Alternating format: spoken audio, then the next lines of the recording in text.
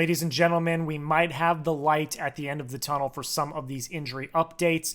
We have a bunch of injury updates to cover in today's video, and then on the back half, we got to talk about it.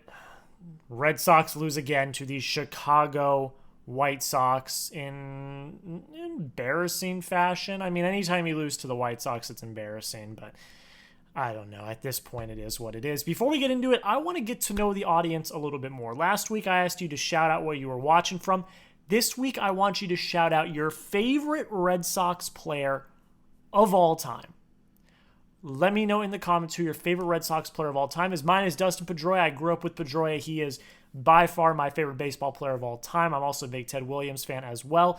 But you let me know. Favorite Red Sox player of all time, get down below in the comments. All right, we're going to talk about the injury updates first, and then we'll get into the recap on the back half of the video. You guys know how these videos go. First things first, Brayan Bello. This is huge news. This is actually legitimately big news. Brayan Bello is likely to return from the 15-day IL on Tuesday against the Seattle Mariners. We kind of knew that in terms of updates from the past few days, but Cora kind of said it today. Here's the quote from Cora. He said, "The way we're mapping it out, most likely he'll be with us on Tuesday." That's big. Sean Newcomb, I love you. You head back down to Worcester. It is what it is. We need Bello back in this rotation, especially... Well, actually, Newcomb will probably still be up because Richard Fitz got injured. So actually... Yeah, that actually makes more sense. So Newcomb will stay up, but getting the rotation back to a point where there's at least confidence that you've got 5 guys going every 5 days, not having to worry about who the next guy is going to be, is significant. And Bello, look, I know that we like to crap on Bello, but he does still have this ceiling to be a very dominant starting pitcher in this league. And if he can show that this year, that's a really good sign. And I'm hoping that he does. But it's just great to see that players are finally starting to get healthy and that the rotation is going to start to finally get filled out at least a little bit. So that's all good news. That's all good news. I'm not worried about him. We've got a lot of other news as well. Kind of quick notes. We're going to get through these kind of quickly. Connor Wong is hitting off a tee. Cora, quote, said he had some defensive work in a little bit, so trending in the right direction, feeling a lot better. Really great news. Blake Sabol had a pretty good hit today, but is still kind of struggling, and we know he really can't throw people out that well. So to get Wong back, while, we were all kind of crapping on him at the beginning of the season, he did not have the strongest start to the season.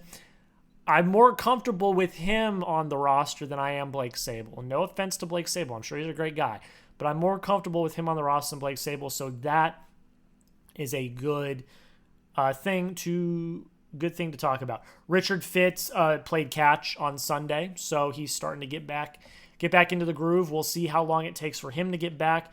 Kutter Crawford is going to Fort Myers on Thursday to begin throwing in extended spring training games. So we'll see how quickly his rehab starts to come back, but that's good. Throwing to live pitching, which is something he hasn't been able to do yet, and that's the next big step in his rehab process, and then eventually, hopefully, he gets a rehab assignment, and he's back up on the big league roster soon. Lucas Giolito is going to made another rehab start this past Sunday, and Cora said he's going to need at least one more start after that. So Giolito a little bit further out than Bello, but should be back, I would assume, unless there's a setback within the next few weeks. So the rotation is starting to fill out how we originally projected it at the beginning of the season, and that's a very good sign.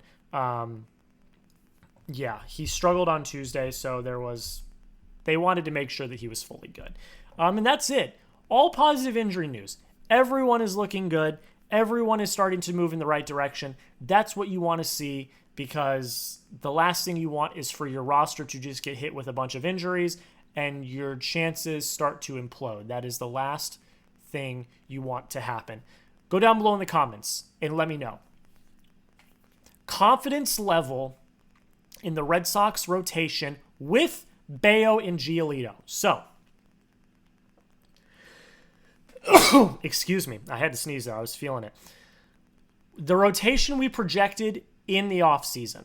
Garrett Crochet, Tanner Houck, Walker Buehler, Brayan Bello, Lucas Giolito. If that is your starting rotation, what is your confidence level? Scale it for me on a scale of 1 to 10. 1 being that is the worst rotation in the history of baseball. 10 being that is the best rotation in the history of baseball.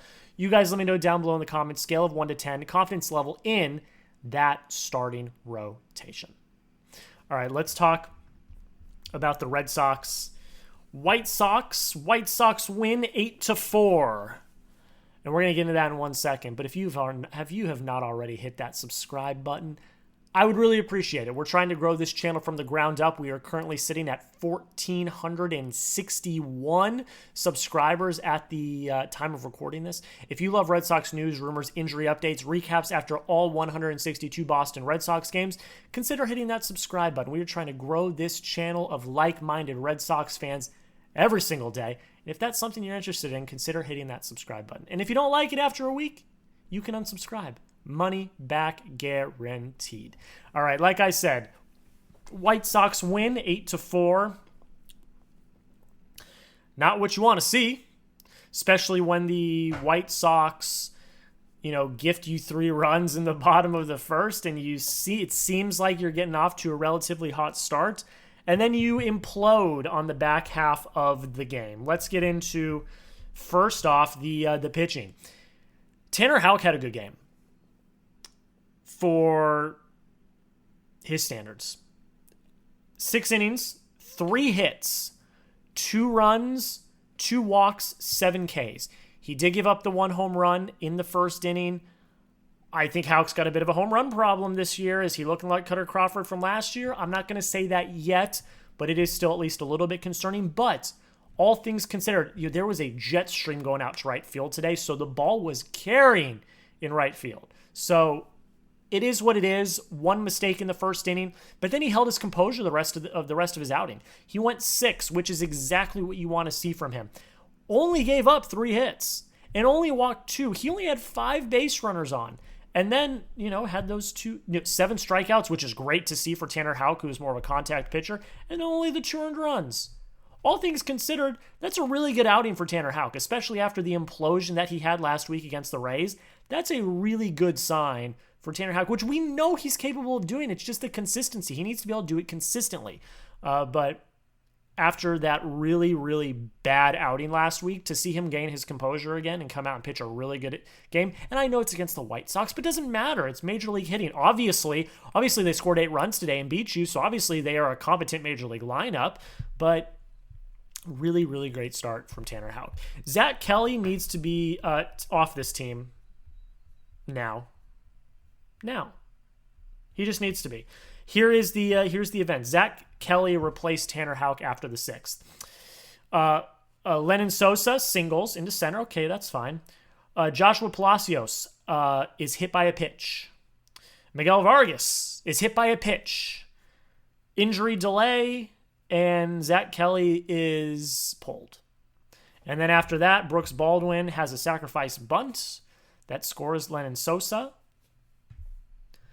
And then Edward Guerrero singles to give the White Sox the lead.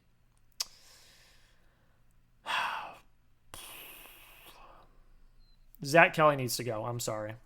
Zack Kelly needs to go. He needs to go. His line was 0 innings pitched, didn't even get an out, 1 hit, 2 hit by pitches, and 3 earned runs. He's got to go. I've never had confidence in Zack Kelly, and this right here, that was bad. That was bad. Did he get injured? I don't know. I didn't get to watch this half inning, but I did see the recap and highlights. Not how you want it to pan out. Then Justin Wilson comes in, gives up 1 hit, gets out of the inning. They scored runs, though, and that's all that matters at the end of the day. They scored runs and took the lead, and you were never able to get the lead back, which is another concerning part of all of this. Liam Hendriks then comes in. His first outing as a member of the Boston Red Sox. Not what you want to see. 3 hits, 2 earned runs, a K. Gave up a home run to Andrew Vaughn. And that is how they got to the 7-4 scoreline. And then Brendan Bernardino comes in the ninth, gives up another run, but it was unearned. There was a throwing error by, I believe, Alex Bregman. And yeah, I'm kind of just at a loss for words that you lost yet another game to the Chicago White Sox, and you did it in the fashion that you did. Hit by pitches, throwing errors, giving up a costly home run to Andrew Vaughn. That's just not what you want to see. But I think, even further than that, not responding well at all. You strike out 7 times, fine. 6 hits, 4 walks, okay. 3 of your RBIs came on a Wilyer Abreu 3-run home run in the first inning. It's great to see Wilyer hit. He only got 1 hit. Christian Campbell went 2 for 4. That's great to see. Casas, 0 for. Rafael, 0 for. Hamilton, 0 for. Duran got a hit. Devers went 0 for. Had 2 walks. Bregman went 1 for 4. Campbell was the only one to have a multi-hit game. Devers had 2 walks. Okay, that's great. Not a lot to say.